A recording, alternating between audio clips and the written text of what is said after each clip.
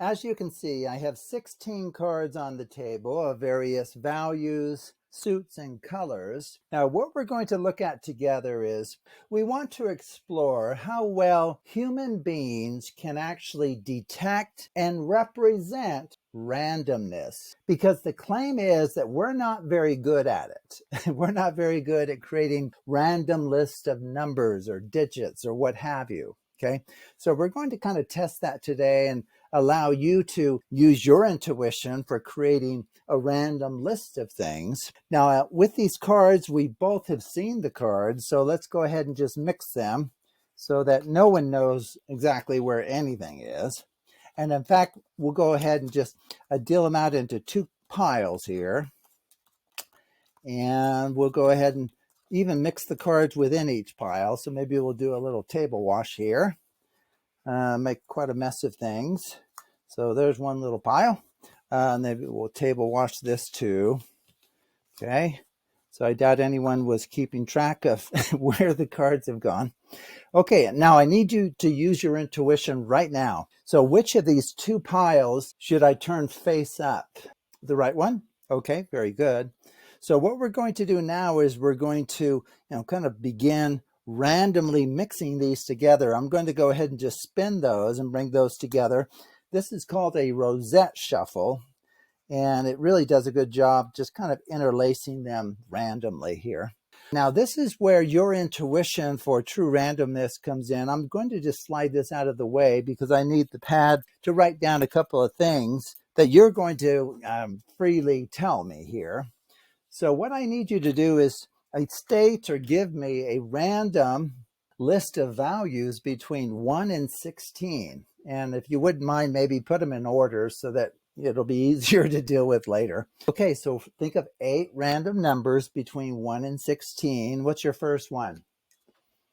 2. Okay, very good. So I'll write down a 2. What's your next random number? 3.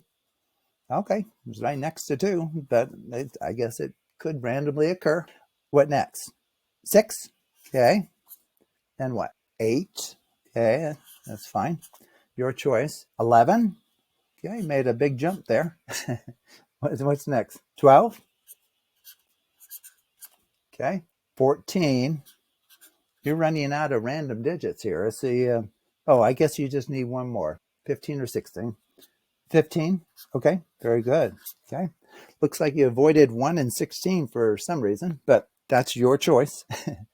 So what we're going to do now is I'm going to use your random list of digits between 1 and 16, and I'm going to deal down cards in the positions that you've indicated. And then as I deal them down, I'm going to flip them from their current orientation. Okay.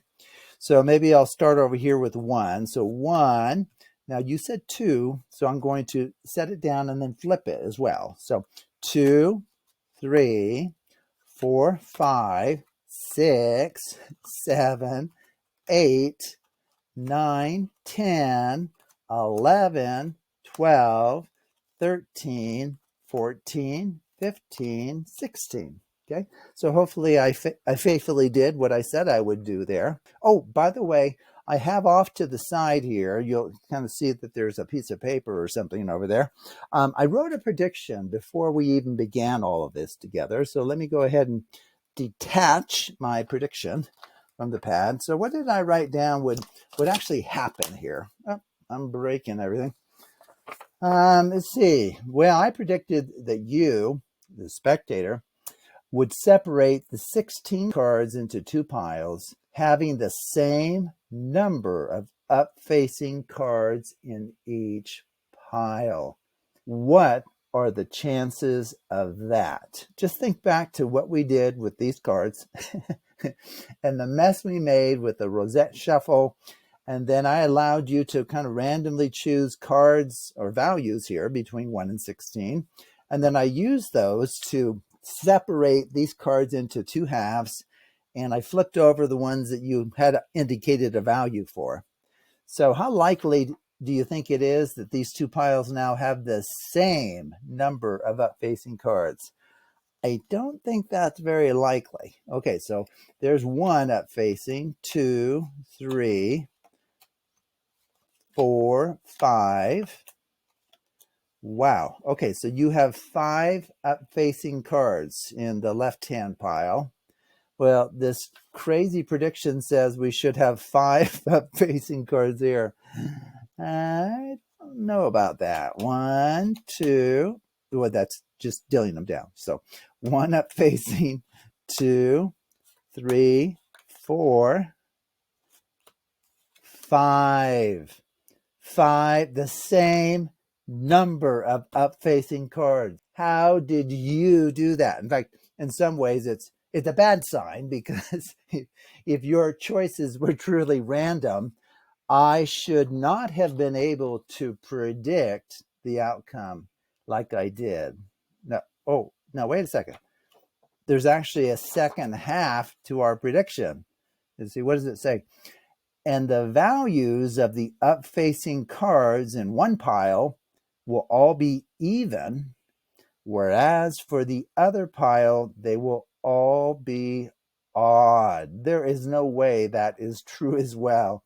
So these, wow, look at, now a queen, right? A queen's let's see, a jack's an 11, queen's a 12, that's even. These are all even.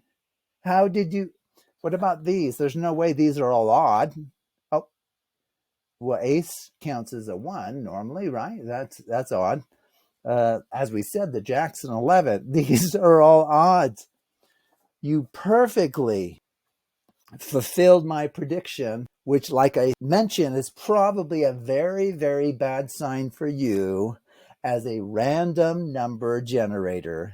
Don't ever try to get a job that depends on doing that. You may be in trouble. Okay, so how does this work? Okay, so this uses a couple of recent principles that I've taught on my channel. The main one, in some ways, is what I call the face-up cards principle. Now, the name of the video itself has changed a few times, and it may change again. At the moment, I think it's called Become a Card Wizard, okay? But it's the face-up cards principle kind of driving this, or a good portion of this effect. Okay, so this is what you need to do. Let me go ahead and just get rid of the paper for a moment here. So what you need, so there's just a little bit of setup, but this will always work for you. It's not left to chance. It doesn't matter what values they choose. This will work, okay, as we'll see. Okay, so what you do is you start with a pile of even value cards and a pile of odd value cards, okay? And now you just perfectly interlace them, have them alternate, even, odd, even, odd, even, odd, okay? Now you could do that by just right now, just building them up, even, set them down, left, right, left, right. A nice way to do it, if you don't want to do that much work, is to just stack those two halves and perform a Klondike shuffle. This is where you draw from the top and bottom as one. And what that does is it puts the cards in the top half and the bottom half in this alternating relationship relative to one another. Okay, so now it's going to be like a packet that I started with. So you have even, odd, even, odd, even, odd, even, odd, even, odd, even, odd, even, odd, even, odd. Okay, so this packet will work just great. Now, since it's cyclic, there is a pattern that repeats, namely a red and black, throughout the whole packet. You can perform random cuts, and it won't hurt that characteristic, okay? Now, much more powerful than that is the Charlier Shuffle. Now, I'll include a link to the Charlier Shuffle in the description. So if you want to watch my short video that shows you how to perform the Charlier Shuffle, this is one worth mastering, because it really looks like you're mixing the cards thoroughly, when in fact it's like you're performing an ordinary cut. That's all you're doing. And I'll even show that just to kind of build your faith here. So now it's odd, that's fine. Odd, even, odd, even, odd, even, odd, even, all the way through, okay? So this is still cyclic, okay? But it gives the impression of kind of mixing things. Now, if this alternates, which it does, even, odd, the next thing I did was this left-right. Well, that's just going to separate the even value cards from the odd value cards. That's all this is doing. So you're free to table wash these as much as you want. That's great. Won't hurt anything, okay? Same thing here, mix those, or let the spectator get in there and mix those as well as they would like, okay? And then you give the spectator the choice to randomly choose and flip either half here. So maybe they'll choose the left. Now, there is a reason I did the, quote, rosette shuffle, the spinning, because right now, you know, if you really kind of show them everything, you're probably going to tip your hand there, because look, they'll probably notice that, wait, those have a property in common. Those are all odd values, right? And so it might give away what's going on there. So a smarter way to do is just do this rosette shuffle. So you just spin them and then just kind of bring them bring them together, however they'll mix. It won't hurt anything, okay? And that will just help hide some of the structure that you have there. Now, at this point, you're ready to bring out your piece of paper and have them write down some random numbers. And so why don't we'll do that again here. So maybe the person chooses 1, 3, 4, 7, 8, 12, 13, 15. Are we running out? So what do we have? 4. Oh, we have enough. So we have 8 right there. Right now, we're at the beginning of, essentially beginning of an effect where you can use the face-up cards principle. And that's the one I mentioned, I looked at, and I actually give the proof for it in this video that I referred to. Is that, you know, it's a short little proof, and I give some really great examples of how to use that principle. And here's just another application of it. So what you need for this principle is you just need a number of cards. Here it's 16. And then you need a certain number of up-facing cards. Well, here we have 8 of them. We have 8 up-facing cards, right? Now, we do know something about their parity. They're all odd valued, as you can see, but we do have, and so you probably wouldn't like show that to them like I'm doing right now. I'm just showing you that we have, of course, 8 face-up cards. Well, the face-up cards principle says that for such a packet as this one, if you deal off any 8 of these cards and then take those cards as a group and flip them over, once you've done that, the number of face-up cards here will match the number of face cards in the other half of the packet that you haven't flipped, that you've left alone. Okay, so that's the face-up cards principle. Well, what we're doing with this random number generator thing is I'm giving you the illusion of true choice that makes a difference by allowing you to select these card values here, these positions. But in the end, since we flip each of these individually as we create the pile, it really is like just taking any 8 from the packet, flipping them face up. Okay, so it really is just kind of a clever way to use the face-up cards principle that gives the illusion that the spectator's choices really should make a difference, right? It should affect the outcome, but it doesn't, right? Okay, and so here, I guess our new random list is 1. So here, I'll put down the first one, but flip, right? So flip 1, and then this is 2, flip 3, flip 4, then 5, 6, flip 7, and 8, 9, 10, 11, flip 12, flip 13, 14, flip 15, and then 16 just goes down as is. Okay, so really all we've done is essentially taken 8 of the cards and flipped them over from whatever orientation they had. Well, at this point, the conclusion is our prediction's going to be true. Okay. So, well, you bring out the prediction first, right? You don't show them that. And just, don't show both halves at first. It's like a 2-parter here. You will separate the 16 cards into 2 piles having the same number of up-facing cards in each pile. Okay, so kind of, slowly reveal, okay, there's 1 up-facing there, 2, 3, 4, 5. Kind of like last time, I think, which is fine. I mean, sometimes you only get 2 up-facing. It just depends on the random digits they choose. So in that sense, it does affect the outcome, but it doesn't affect the correctness of our prediction. Our prediction is still true that these 2 packets will have the same number of up-facing cards, as we'll see, right?